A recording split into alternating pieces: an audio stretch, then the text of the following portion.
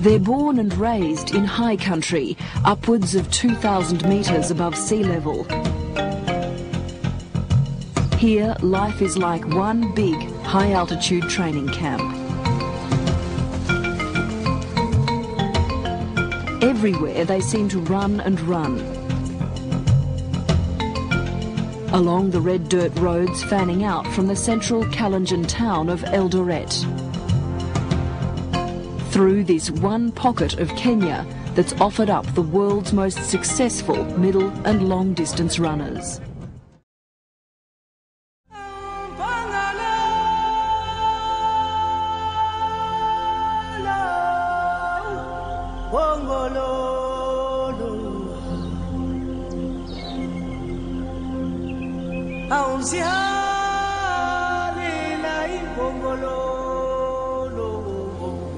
But if you train in the right way, and if you start off slowly, you will find that it's very enjoyable and it's not as tough as you think.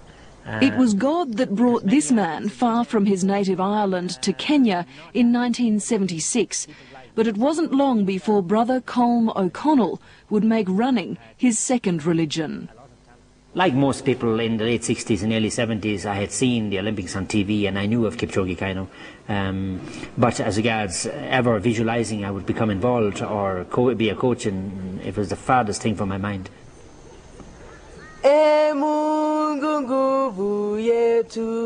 Blessed is our land and nation. The teacher turned coach presides over one of the world's most remarkable sporting nurseries, St Patrick's College, in the heart of Kalenjin country. The school's been so successful, he's lost count of his champions. I'd never really set out to produce so many athletes or to even focus on the world scene, but many of them who passed through our system were lucky to be able to continue in the sport and reach such heights. I must say Brother Colm has performed very well and he has motivated a lot of Kenyans. We are proud to have him here and we are proud of what he's doing for the athletes in this country. Brother Colm, show me here. We've got one of the newest but great stars of this school. Yes, this is Japheth Kimutai, one of the recent products of St Patrick's. He's the world junior record holder. This is St Pat's Wall of Fame. There would be few other schools with a whole honour roll of Olympic champions. Outside there's also a rapidly expanding garden commemorating old boys made good on the world track. You can see some of the older athletes, their trees have grown rather tall, and recent athletes have rather smaller shrubs because the headmaster told me to keep them small because this place is becoming like a forest. So we may have to find a new site after Sydney.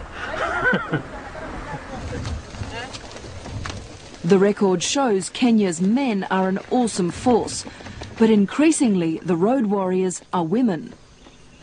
We were just running like school girls and boys. We really knew nothing about something which might have been a star in future. So after Sally Barsocio is now a major star, but she was spotted by Colm O'Connell after a 3K race at a primary school carnival when she was only 9. I remember after the competition she went and she sat down under a tree, not to take off her shoes. She ran barefooted, as many of the primary school kids do even today. So then he told me, do you mind flying? I told him, what's a fly? I mean, what's flying? He told me to go overseas by plane. So I told him, I don't mind, because it was something new to me. And of course she was thrilled by the idea of seeing the inside of an aeroplane, more so even than running. So it was there we became first acquainted, and for the next 6 years I was coaching Sally right up to the time she won the world title in '97 in Athens.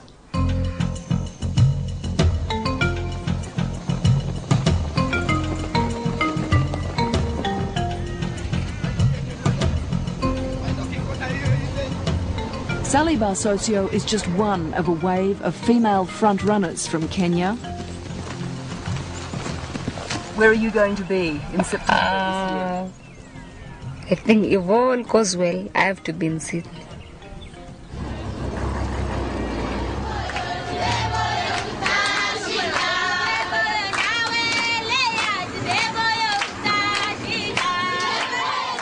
You see, in Kenya, everybody is a champion, and there are the young ones who are just upcoming.